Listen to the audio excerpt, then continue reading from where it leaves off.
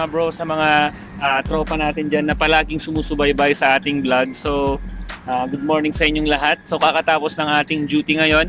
Ito, nandito pa rin ako sa labas. Inaantay ko yung kasama ko. Ang aking madam na wala pa rin. Lingon ako ng lingon. Lingon ako ng... Huwag kayo mag-distract guys sa aking paglilingon kasi titingnan ko may taong darating. So, for today's video, i-explain naman natin ano ba yung pagkakaiba ngayon ng trabaho ng isang nurse dito sa Saudi kung ikaw ay nasa government at kung ikaw ay nasa private. Kasi ilan sa mga kasama natin, ilan sa mga nurses sa Pilipinas, mas gusto nila na pumunta ng private hospital. But some of other nurses naman gusto nila ng government hospital. So pag-uusapan natin ngayon ano ba yung mga bagay na nakakaapekto sa mga desisyon ng mga nurses kung bakit sila pumupunta sa mga ganitong klase ng hospital dito sa Saudi Arabia. So before that, please like, comment at subscribe muna sa aking channel at huwag mo na rin kalimutan ang bell button para maging updated ka lagi sa aking ipopost na video.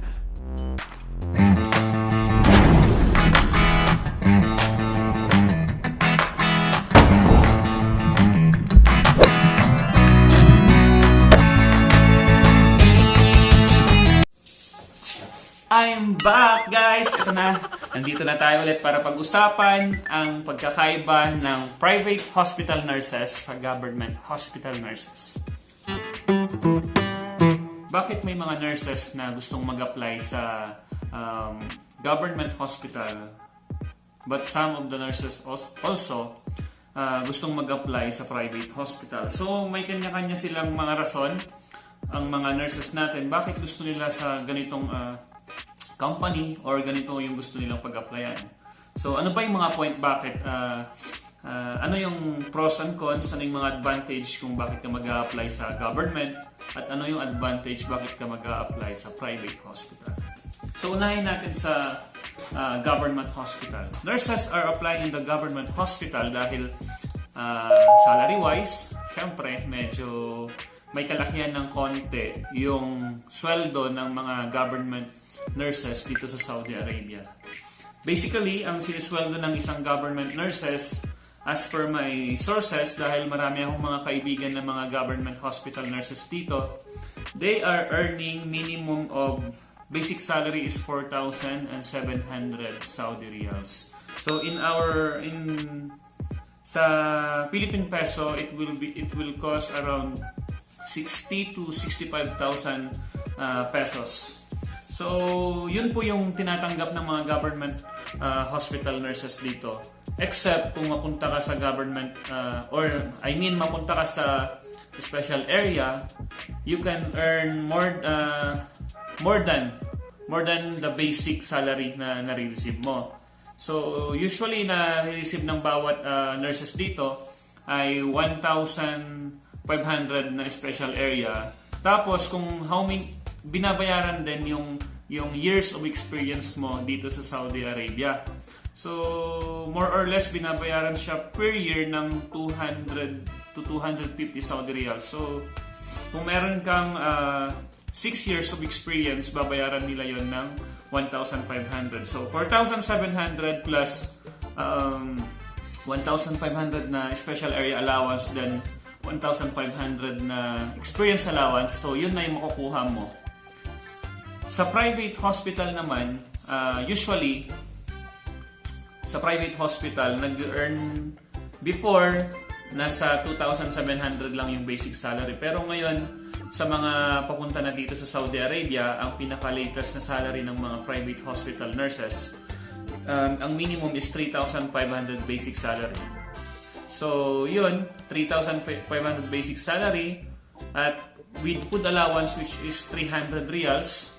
So, plus kapag ma-assign ka naman dun sa special area, just like a government hospital, special area ranges from 1,000 Saudi riyals to 1,300 Saudi riyals. So, for example, sa emergency room, it's I think 1,000 Saudi riyals. In ICU is 1,300, something like that. So, Kapag private hospital ka, pumapalo ang sweldo mo around, sabihin na natin 4,500 to 5,000 reals. So, okay na rin yun. Not bad. Ang difference between workload ng government and private hospital, meron talagang medyo malaki yung pagkakaiba. Once you are hired in government hospital, expect the unexpected type of work. Siyempre, susweldo ka ng mas malaki, magtatrabaho ka ng mas marami or mas mabigat. Unlike pag pumunta ka sa private hospital, normal lang yung kumbaga yung nurse patient ratio nasusunod talaga siya, which is pag day shift 1:4, 1 nurse is to 4 patients, and kapag night shift naman is 1 nurse into 5 patients.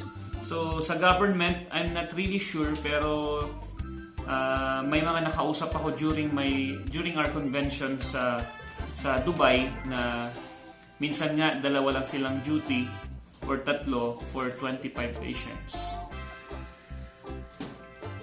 So expect the unexpected type of work, yung load ng work mo when you are in government hospital.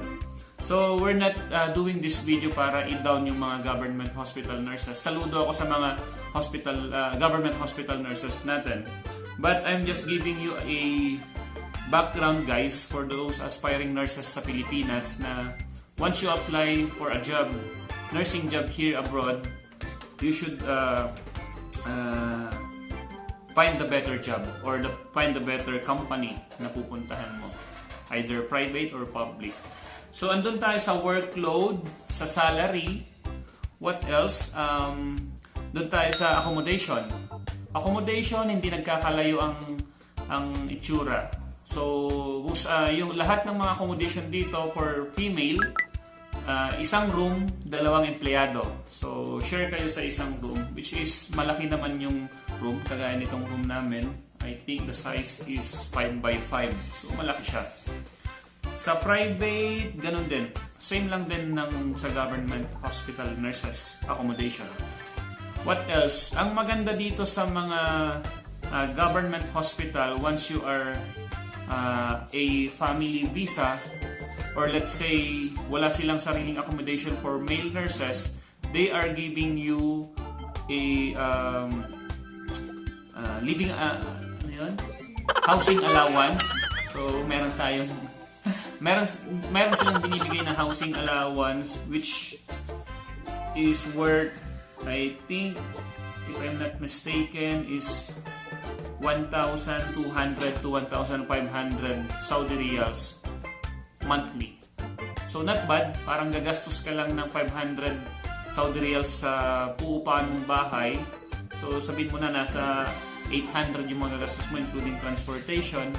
So yung 700 doon, dagdag na yun sa salary mo. So mas makakaipon ka talaga once you are a male nurse here in Saudi Arabia. And when it comes naman, guys, sa benefits ng this private or government hospital, dito sa Saudi Arabia, meron silang sinusunod na batas na kung saan yun talaga yun yung nare-receive na end of service benefits ng isang OFW. So pareho lang siya, nagkakaiba lang siya sa basic salary.